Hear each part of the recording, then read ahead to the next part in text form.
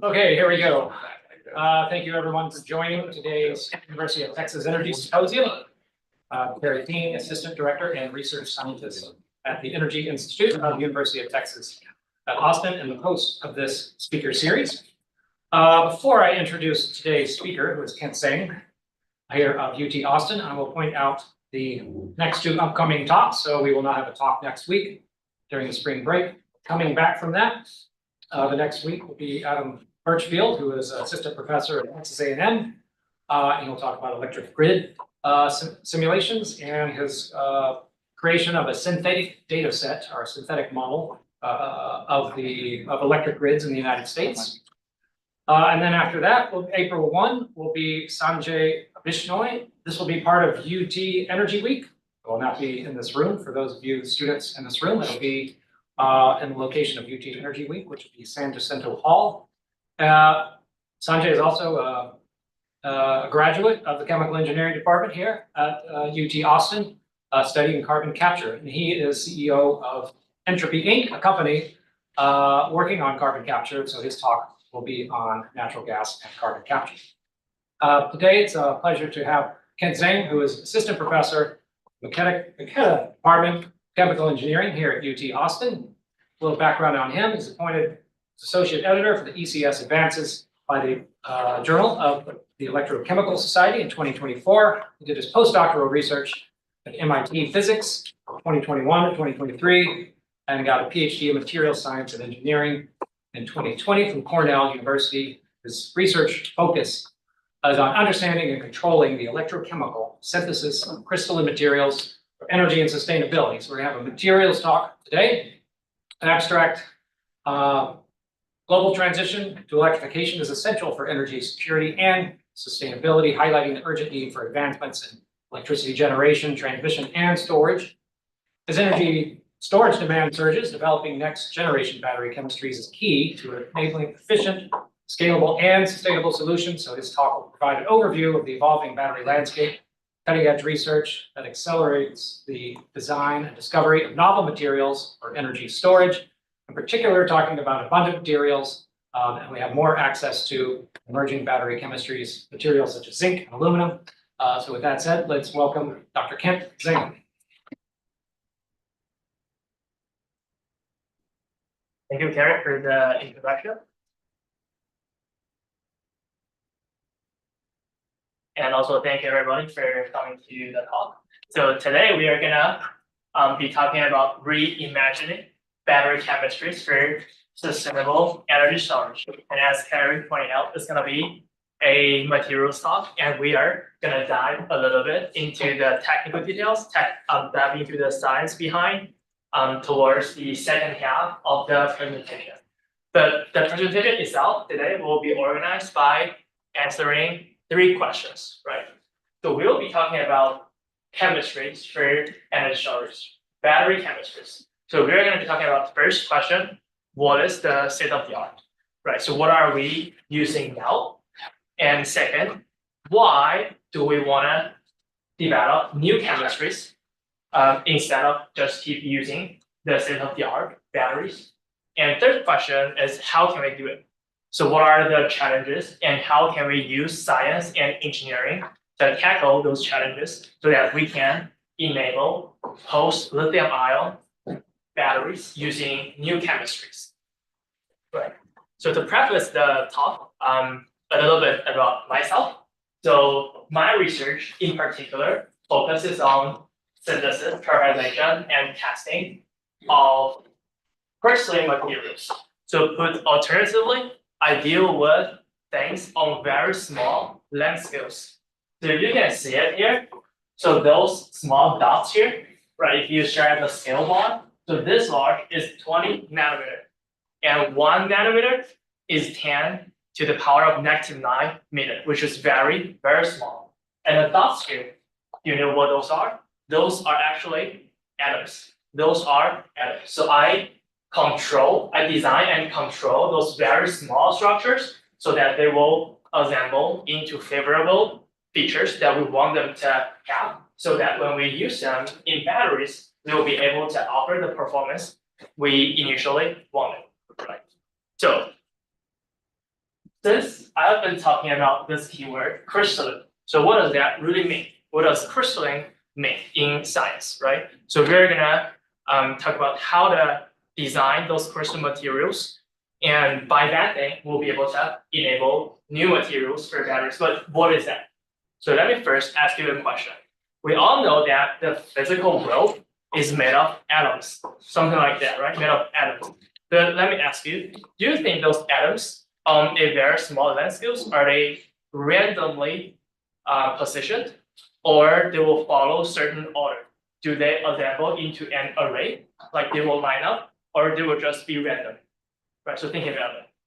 So the answer is they are going to order. For example, the schematic diagram here is showing the so-called crystal structure of graphite, right? So when you really stare at a piece of crystal on very small length scales, you will interestingly find that all those atoms, they will line up and they will follow certain symmetry, and you will be able to appreciate the importance of that when you examine the macroscopic shape of a piece of graphite crystal. So what does that mean? The microscopic, the atomic scale, six-fold symmetry, you can see those hexagons, right? These atoms are gonna just extend itself from the very small length scales to the macroscopic growth, things you can see with your naked eye, while maintaining its symmetry, right?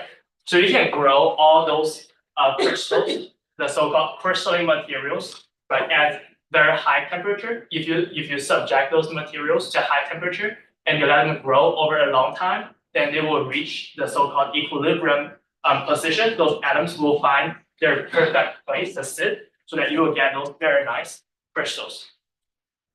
You may want to ask now, so how is this important in batteries? So why am I talking about something irrelevant, right? So I'm gonna show you one video, which is here. So what happens in your battery electrode when you charge it is actually this reaction.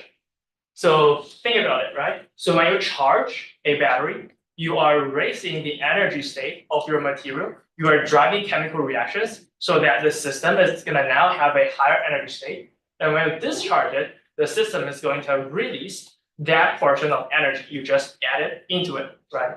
And in a battery, in particular, you are raising the energy by driving a reaction, which is shown here. So that is the deposition reaction. So you have a kind of ion dissolved in the liquid electrolyte. It's kind of like water or something. You dissolve some salt into it. So those are ions, right? And when you charge it, you are going to deposit them. You're going to precipitate. You're gonna precipitate those stuff out into a solid form. And now I'm going to show you what's going to happen, what this thing is gonna look like. So this is what it's gonna look like. So it's very quick, but you can share that video again. Right. So as you can see, when you charge a battery, what you're in fact doing is you're growing a crystal. Now you do not have that high temperature and a very long time for those atoms to reach their equilibrium position. Instead, if you want to charge them fast and you want to charge them at room temperature, then you have to grow those crystals really, really fast, and they don't have time to find their ideal position, so that they will grow very aggressively. And as you can see here, there's this side of the battery, and there's the other side of the battery. If you grow that structure very, very fast, it's gonna do one thing.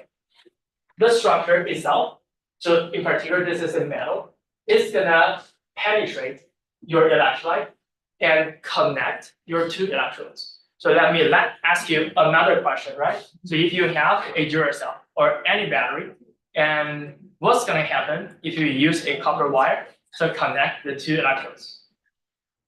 Is it gonna do something good or do something bad? It's gonna do something bad, right? You are shortening your cell. So in this case, if you're charging it very, very fast, then you are shortening it internally inside your battery, so that your two electrodes are now connected together, which is bad. Something we don't want it to happen in our batteries. right? However, you can rightly ask why. So why, when you charge it fast, they tend to grow that aggressively? So it's because of something called transport phenomena. So as we said earlier, right? So as we said earlier, you originally have those salts dissolved in the electrolyte. So this is a liquid, this is a droplet of water actually. You have those salts dissolved in there, and the reaction happening in there is you are depositing the salts onto your surface. So what does that mean? You are consuming those salts, you're consuming those ions. So then you can imagine closer to the electrode surface, which is here.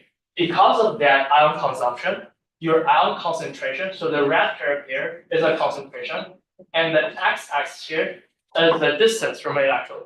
Because you're consuming it in that growth reaction, so that near the electrode, the concentration is gonna be lower, right? Because you're consuming it. And as you go further and further away from it, you have more material, you have more salts for the metal to grow.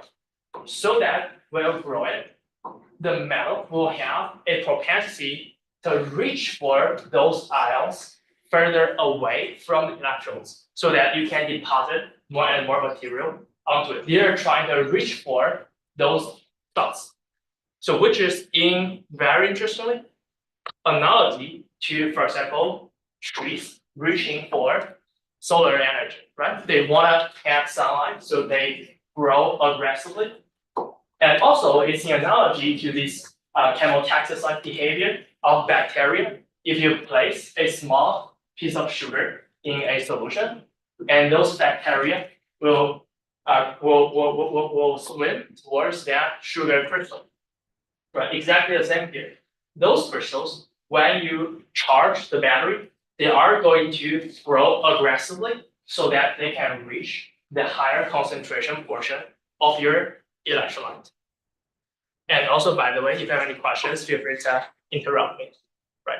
Or you can save it to the end of the talk, but I would encourage you to make this a more conversation. We can just interrupt me at any point, right? Okay, so now we know that if you charge a battery, it feels like something bad is going to happen. And you may ask me, that doesn't sound right because we have this iPhone working just fine, right? We can charge it from free for hundreds of cycles. That's fine, right? But so all these working batteries, we should thank the pioneers in the area, including Professor John Cornell from UT Austin. So because in the state of the art, so now we're answering the first question, right? So what is the state of the art? So in the state of the art batteries, people very cleverly came up with a way to bypass that problem of growing crystals inside your material. So instead of just growing a crystal, instead of precipitating your ions out, we instead have a host structure in your electrode. So in your battery, if you open it up, it's not nothing. It's already it's already providing a host structure, for example, graphite here. So as you charge and discharge the batteries, instead of depositing a new crystal structure, your ions simply will be going into the interplanar space of your material, and then you extract them out from the material so that you can avoid forming new crystals. And you can avoid that very dangerous, aggressive dendritic growth we saw in the earlier video. Right, so this is the state of the art. Next question is, people are trying to get rid of it. People don't want it. People don't want to have that sort of graphite material in your battery. And I will ask you why. You can answer why by staring at that chemical reaction. So if you look at that, right, in order to store one lithium in our lithium-ion batteries, right? In order to store one lithium, according to this reaction, you will need 6 carbon atoms. So if I remember the numbers right, lithium atomic mass is 7, carbon atomic mass is 12. So what does that mean? In order to store that 7th thing, you will need to have a mass of 72, meaning the vast majority of the material in your state-of-the-art electrode is actually not really functioning. So they are just working as a host of your lithium. So if you are able to get rid of the carbon host, right? If you're able to get rid of the carbon host, as we just did, so the math suggests that we'll be able to increase the energy density of those materials, the energy density, because energy density, if you think about it, right, is the energy divided by the amount of mass needed to offer that much of energy. If you can get rid of that very massive and bulky carbon, then you can increase energy density by a few times, sometimes 1 order of magnitude. Right. So this is the first motivation for us to move beyond the state of the art, so that you can have very high energy density batteries by getting rid of the host materials. Right. However, in doing so, you will have to solve that problem. It's like when you charge your battery fast, how to overcome the so-called dendritic growth of crystals in your battery cell. Any questions so far? Oh, good. And the second reason why we want to develop new batteries is probably even easier to understand. So this is a very comprehensive and informative chart. So let me help you with it a little. Right. So there's only 2 traces here that are important, which is the cost of solar. So the y-axis here is the cost of generating energy, and the x-axis is time. Right. So what does that mean? That means the levelized cost of generating energy from solar has dropped so much, whereas the levelized cost of generating energy from coal is kind of stable, right? And if you compare these 2 traces, you can reach one very important observation. So what is that? That is, nowadays, if you are to generate energy by solar, it's actually cheaper than burning coals, right? So this is very important, meaning that clean energy sometimes can be economically competitive already. But those clean energies comes with a downside, right? So this is we see now the 2 traces, the cost of coal and the cost of energy generation from solar. So this is the previous block essentially, but those renewable energy sources, they are faced with one very important problem. So what is that?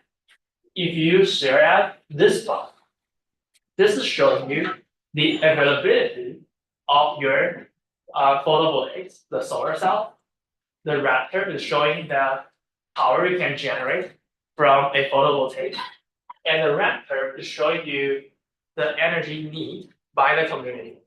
So I guess what you can see here is they do not necessarily align with each other, right? Sometimes, for example, around noon, probably especially in Texas, you will have a lot of solar energy, whereas overnight you probably don't have too much solar energy. So what does that mean? That means while you can generate those energies very cost effectively, you sort of need a system to store those energy so that you can use them when there is no such renewable sources, right? You will need a battery to store those energy surplus, and you can move them to these like overnight period where there is no solar energy. So unfortunately, the cost for doing that is still very, very high. So the cost for building a battery, the levelized cost for energy storage using a battery is still a few times higher than the generation cost of solar. So that means in order to remedy the intermittency of renewable energy, we will need more cost-effective ways to store them. We'll need cheaper batteries, right? And as as you can imagine, lithium is not earth crust abundant.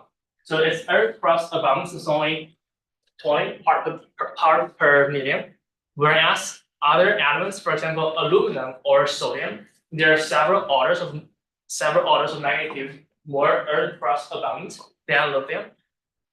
And as a result, these elements, they're way cheaper. So in order for us to bring down that cost, we will have to move beyond lithium and consider those alternative battery chemistries. But the thing is, those bigger ions, as we mentioned earlier, right? So the state-of-the-art lithium-ion batteries, they rely on the so-called intercalation chemistry because lithium is very small, so that you can intercalate them into the host material. But if you are trying to find bigger elements and use them to store energy, you cannot easily intercalate, you cannot easily insert those ions into your host material. So if you are trying to develop new battery chemistries, then you cannot do intercalation easily, then you will have to circle back and solve that dendritic growth problem, as we pointed out earlier. You have to plate them out, you have to deposit them and control the growth morphology of those crystals so that you can avoid the fatal battery short when you use them. So, however, if let's say we get rid of the state-of-the-art lithium intercalation chemistry, then immediately you open up a huge design space. You just stare at the periodic table, you just examine each and every element and look up their properties, and you can say, okay, for stationary applications, we probably don't want to move them too much. We are not really shooting for high energy density. We are shooting for lower cost for some applications, right? But for mobile applications, probably we are shooting for extremely high energy density, so on and so forth. But immediately you can examine each and every element and pick one for your target application. So this is a quick summary of the first half of the presentation, which is not that technical. So the second half of the presentation will be way more technical. So, let's say, do we have any questions so far? So as a quick summary, right? So if we move beyond the state-of-the-art lithium intercalation chemistry, we can enable these two things. The first thing is we can, because we are getting rid of that carbon, so that the batteries you are now having can be way more energy dense, right? So this is the first thing. The second motivation is if you are using this bigger elements, the atomic size are bigger, so you cannot use the intercalation chemistry. But if you can control the growth morphology, you can enable those very cheap, those very cost-effective materials. And the end goal is that in addition to these favorable properties, we want the battery to be really, really rechargeable so that we can use it over a very long period of time, right? So we want to achieve those properties with very high reversibility, also known as rechargeability. But what is fighting that? So what is causing low reversibility is the so-called non-uniform, or people also call it dendritic growth of metals when you charge and discharge the batteries. This is a short summary of the non-technical part of the talk. So any question regarding this first half?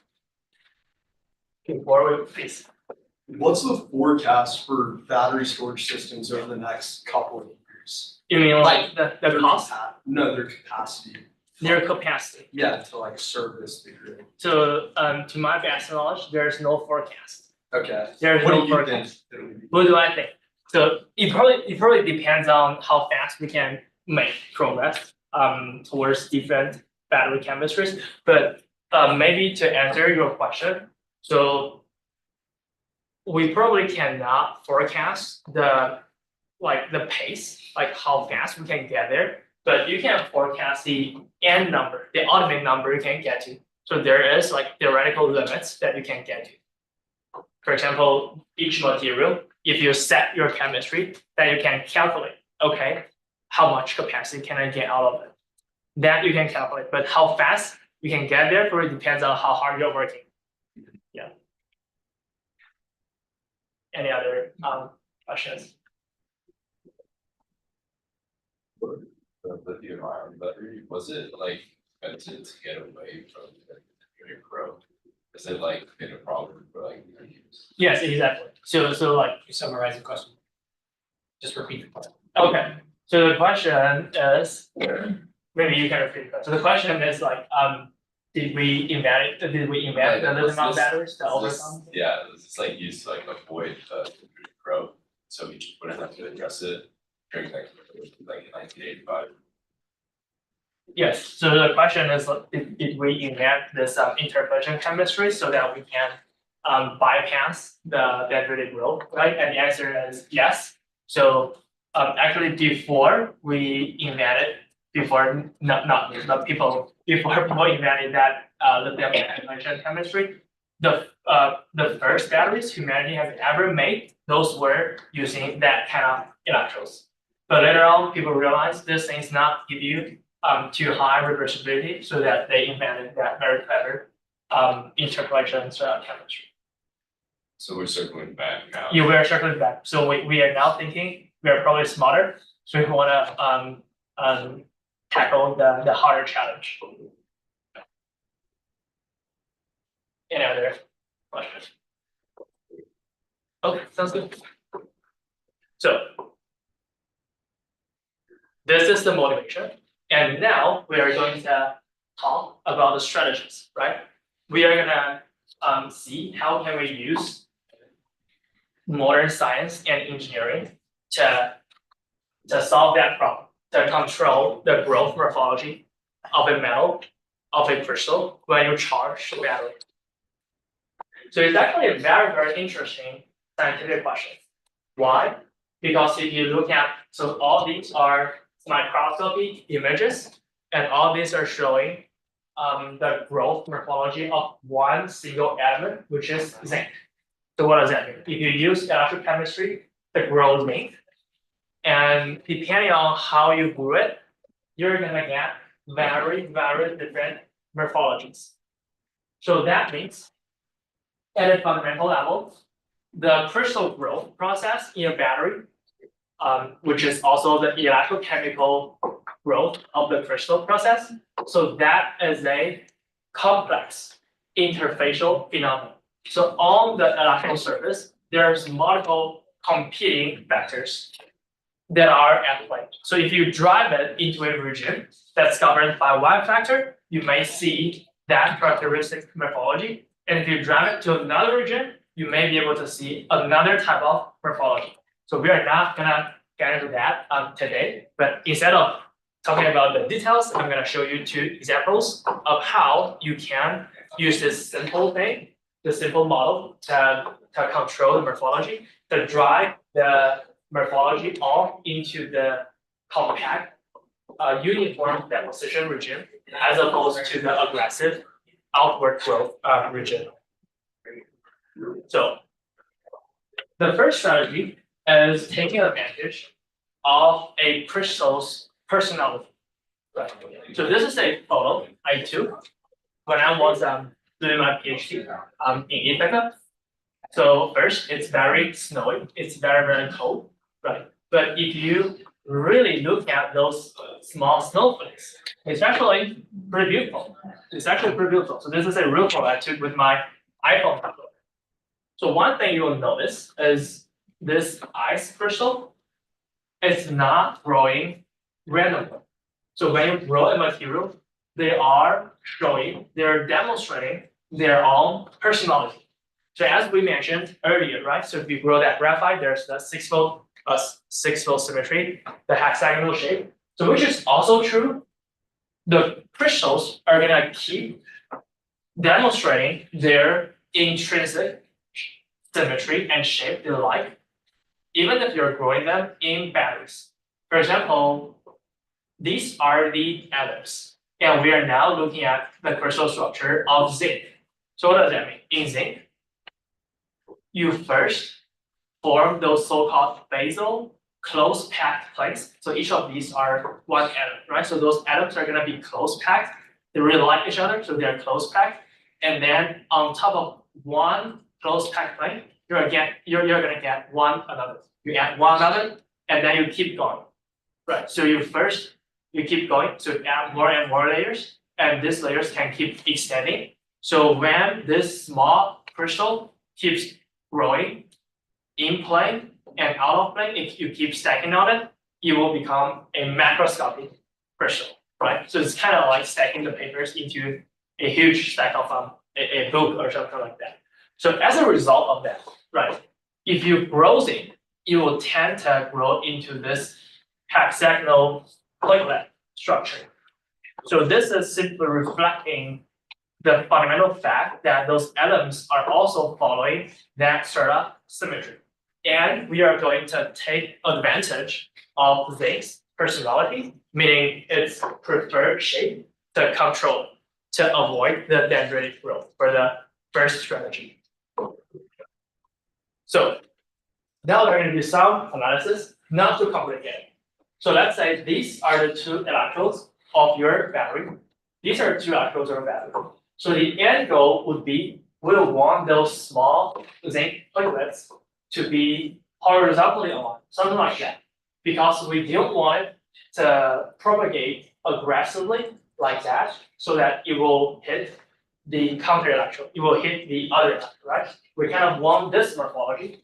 So in one sense, we simply want those small snowflakes to be turned down to be horizontally aligned with your electrode surface. So this is our end goal. But if you think about it, right, if you have a macroscopic object, you can probably do it by your hand.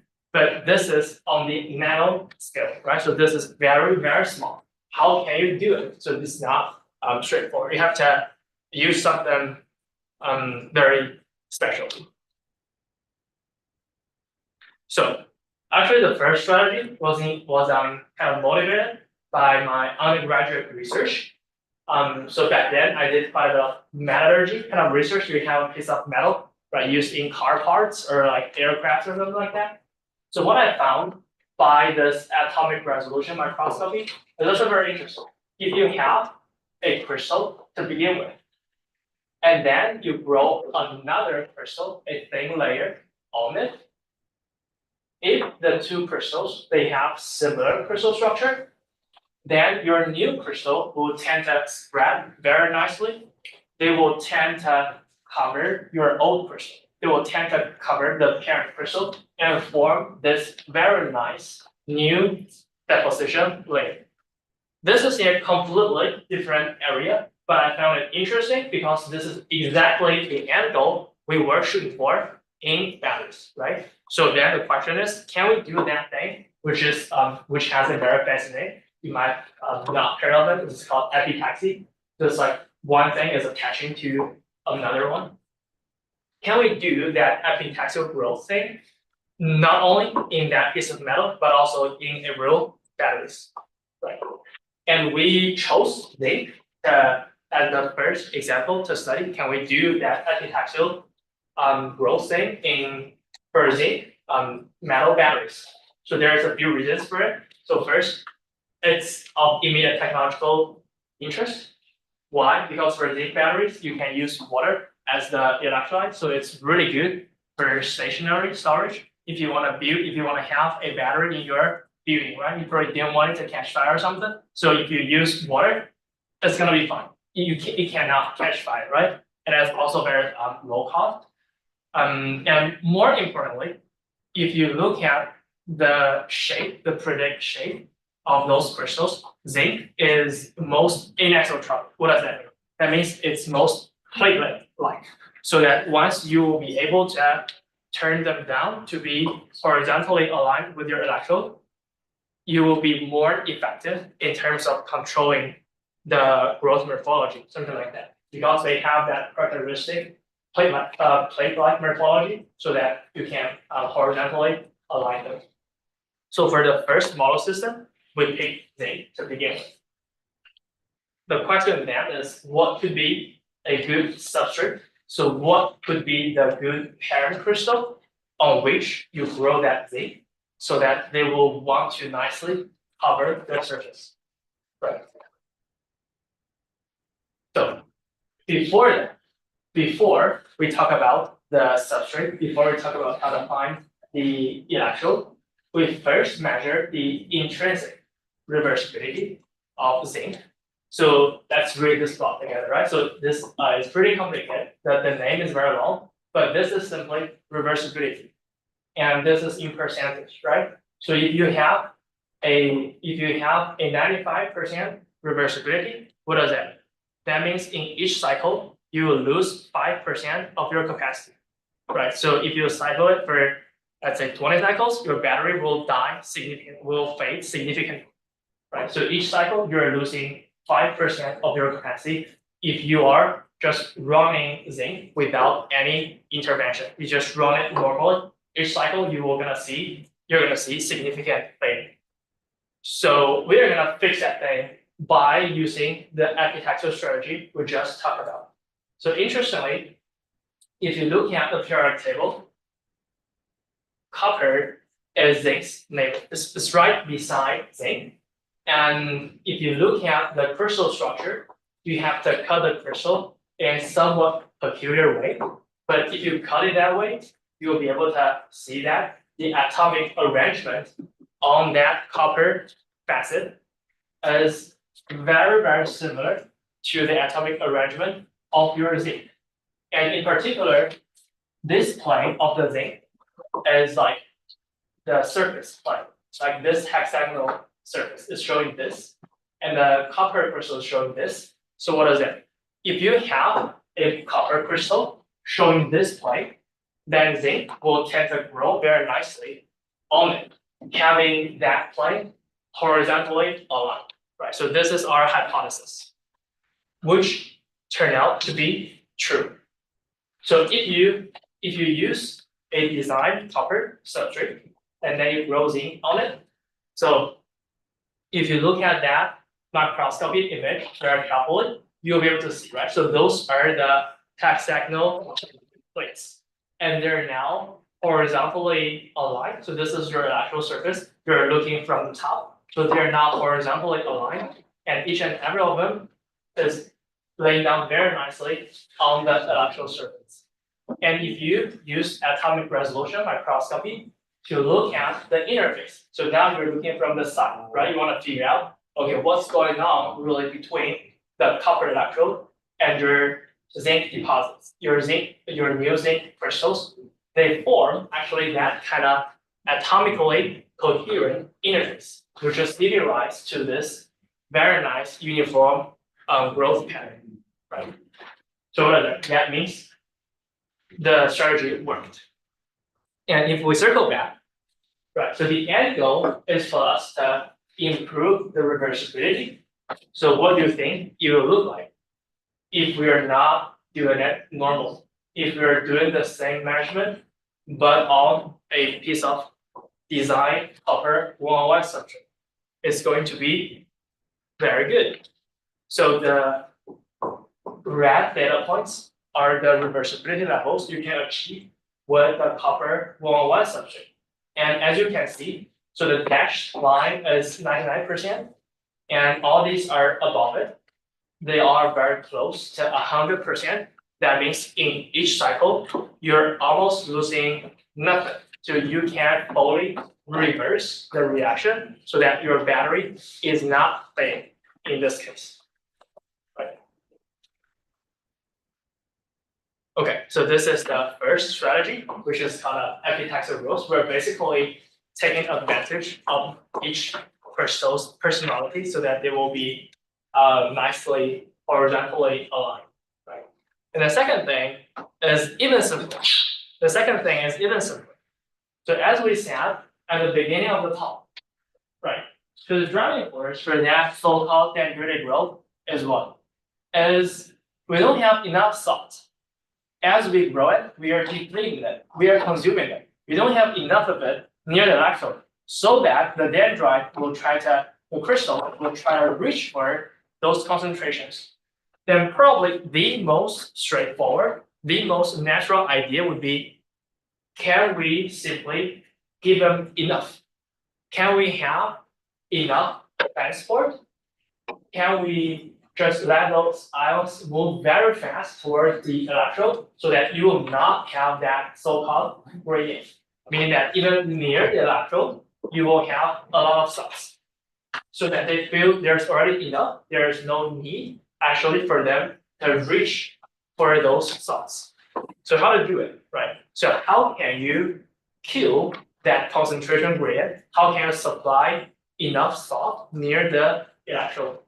So you can do it by doing one simple thing. So this is the setup of a normal electrode, right? You have your external circuit. This is your electrode surface, and this is your liquid electrolyte. Your electrode is facing your electrolyte, and as you can imagine, as you deposit more and more near the electrode, there's going to be less salt, and away from it, there's going to be more salt, so that your material is going to go. It's going to grow aggressively into your electrolyte. So how can you design a system that can enhance the mass transport, so that the salt can be supplied continuously towards your electrode, right? So very simple idea is how about you rotate that electrode. You can, so it's not exactly the same, but if you think about, if you're stirring, if you want to make a sweetened tea or something, right, and you want to accelerate the dissolution of your sugar, you probably want to stir it a little. It's kind of similar, not exactly the same, right? Don't quote me on that. It's kind of similar in this case. If you are rotating your electrodes, then your liquid is being stirred so that the mass transport is faster, and you're going to be able to kill that concentration gradient. You'll be able to supply enough salt. And interestingly, if you want to dig into the technical details a little bit more, the hydrodynamic field near the electrode can be very precisely solved. So this is also very interesting from a scientific perspective. But for the purpose of this talk, right, we are more interested in the end results. As you can imagine, if we add that flow versus if we don't add that flow, and I'm going to show you the morphology, but before I show you, you can probably imagine them in your mind. If you have that flow, they don't have to reach for them. If you don't have it, they will have to reach for it. So that as a result, if you supply enough salts, you will only get those compact, horizontally aligned zinc crystals.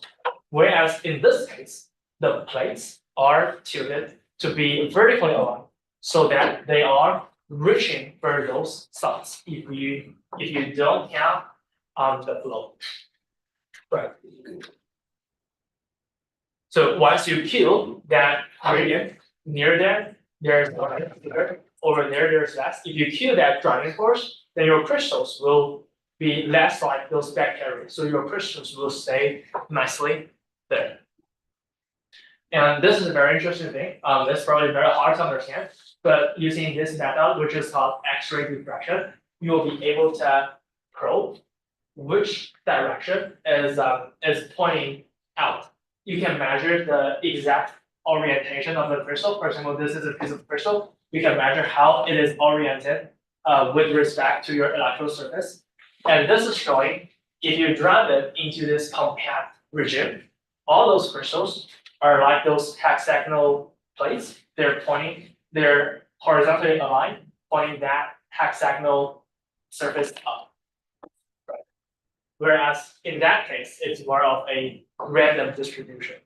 So basically, this is in addition to the morphological aspect, there is a very interesting crystallographic aspect in there.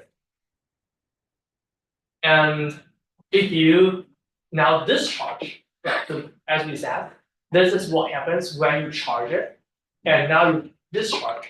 So this is what you will see if you discharge this electrode. As you can see here, the curve is very smooth, meaning the process is very stable. Whereas if you discharge this electrode, what you will be able to see is it's very noisy. So that suggests the random disconnection and reconnection of those metal deposits, meaning this one is not good for your battery cells, whereas this one is good.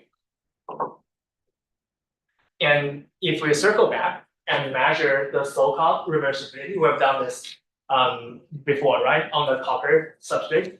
If you add that small flow, you'll be able to achieve almost 100% reversibility. And actually, you don't need too fast of a flow to achieve that effect. You only need a very slow flow of like 50 RPM per minute. You don't have to be too fast. You just a little bit will be able to build that concentrated gradient and achieve the good morphology. Yeah. So this is basically it, right? So we're talking about the motivation. We want to do these things. And by doing that, we'll sort of have to solve the dendritic growth, the non-uniform growth issue. And I talked about 2 examples of how we can solve it by real science and engineering on very small lab scales. And by doing all these, we can re-examine all those elements in the periodic table and think about and reimagine battery chemistries for the future. And thank you.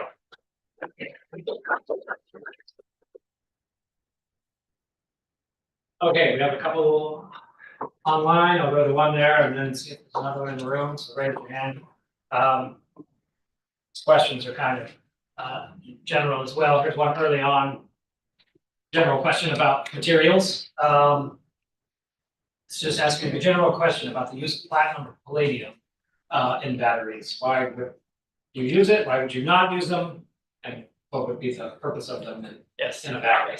So people normally use them for catalysis, platinum and palladium. So because they're pretty electrocatalytic, but in batteries, especially in this kind of batteries, people don't usually use platinum or palladium because they are very expensive. They sound like very expensive, right? So we don't really use that a lot. But in certain types of batteries, people may use it, but probably in very small quantities. Does this have any effect on storage duration for, like, if you're scaling up to large scale like grid scale batteries? Could it have potential effects on, So duration? this is a very important question. Like the duration of the storage is determined by how fast your battery is discharging and is self-discharging, right? So if your battery, if you're not using it, if you just let it sit there, it's self-discharging, then the duration cannot be very, very long, right?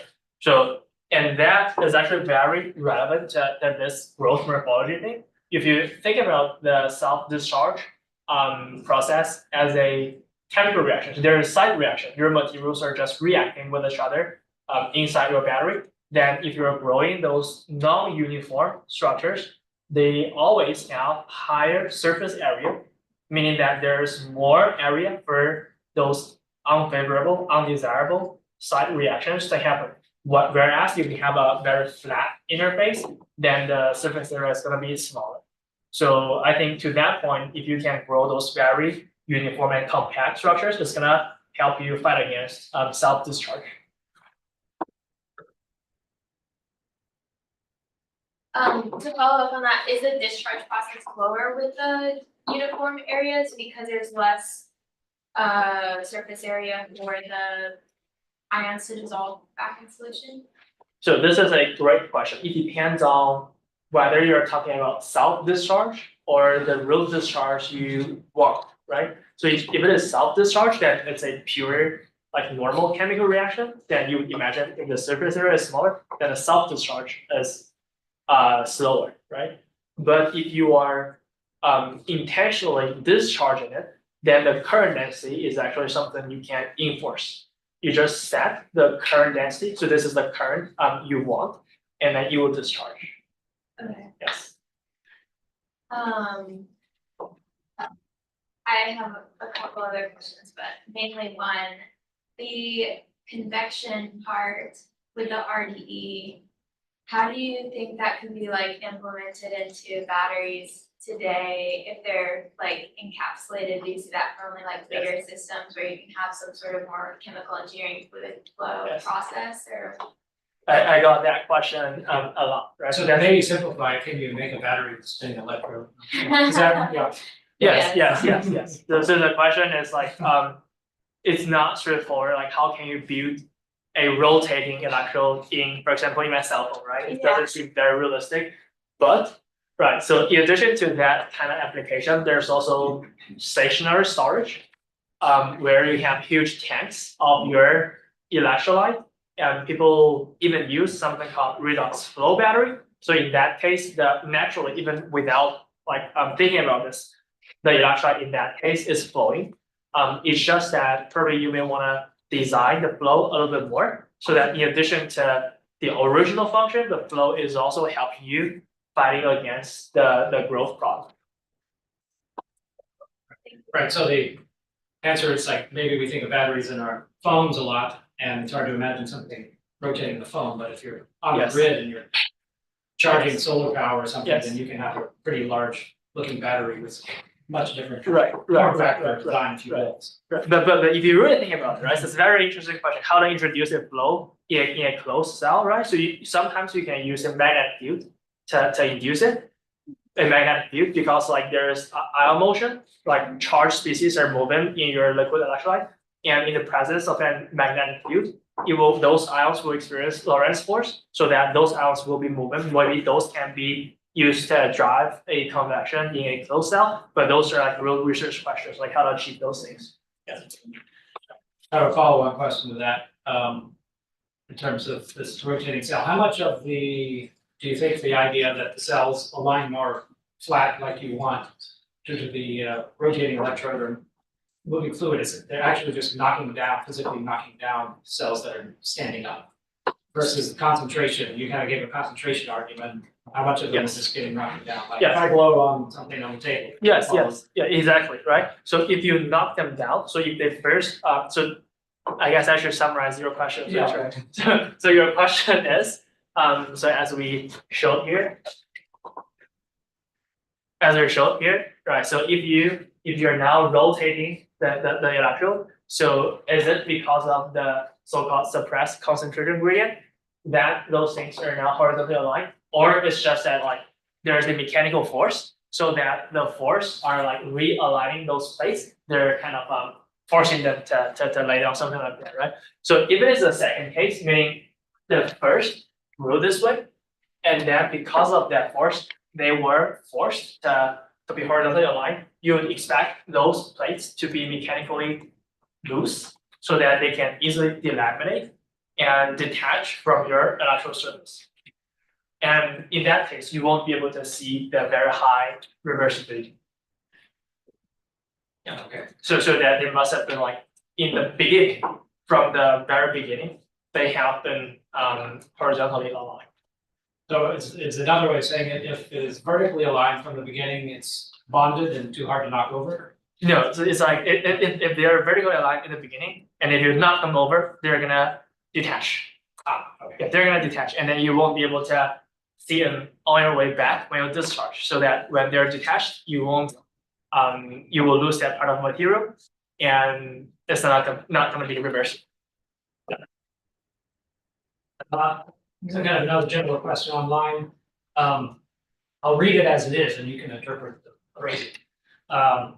What's your outlook or timeline, kind of like before, for non-rare mineral batteries? I don't say rare earth, but non-rare mineral batteries to become widespread with a cheap, relatively cheap levelized cost of storage. So you can define non-rare, I guess, Yes. as you think about it. I mean, like lithium. Yeah. So go ahead. So I think the question is more about like, so because I said Earth cross abund, probably the question is like how, like what's the timeline for those Earth cross abund element batteries to commercialize and something like that, right? So actually there's a couple of startups already like commercializing those stuff. So I wouldn't think the timeline would be too long, maybe on the order of years, or maybe it's already ongoing, I feel.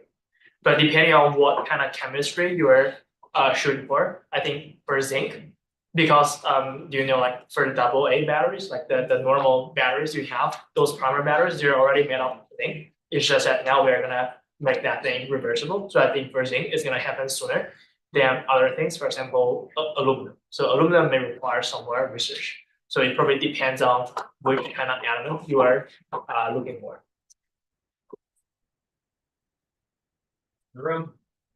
I might ask one more question. I think maybe the chart you have up helps answer it. I was going to ask a general question about how fast, the motivation is we want to charge quickly, but charging quickly creates problems. So what have you learned about this method in terms of this kind of rotating electrode and the rate of charge? You can charge it there very, very fast.